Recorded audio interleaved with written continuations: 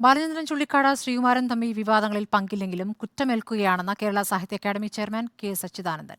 മറ്റുള്ളവർക്ക് വേണ്ടി കുരിശിലേറുന്നത് മഹത്തരമായ പ്രവൃത്തിയാണ് എന്നും സച്ചിദാനന്ദൻ ഫേസ്ബുക്കിൽ കുറിച്ചു.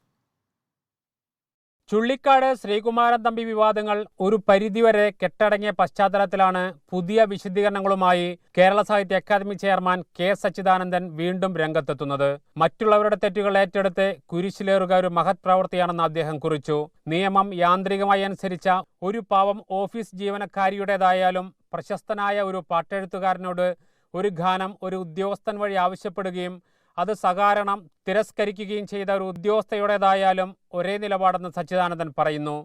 താൻ തികഞ്ഞ നിസ്സംഗതയോടെ എനിക്ക് പങ്കില്ലാത്ത ഈ പ്രവർത്തികളുടെ കുരിശ് ഏറ്റെടുക്കുന്നു. സെൻ ബുദ്ധിസം എന്നെ പഠിപ്പിച്ചതും അതാണ്, ബൈബിളും എന്ന കുറിപ്പോടെയാണ് പോസ്റ്റ് അവസാനിക്കുന്നത്. വിവാദ വിഷയങ്ങളിൽ ബാലചന്ദ്രൻ ചുള്ളിക്കാട്, ശ്രീകുമാരൻ തമ്പി എന്നിവരോടുള്ള തന്റെ വിയോജിപ്പും എതിർപ്പും പ്രകടിപ്പിക്കുകയാണ് FB പോസ്റ്റിലൂടെ Sachidanandan. Reporter Jaison, in Reporter, Thrissur.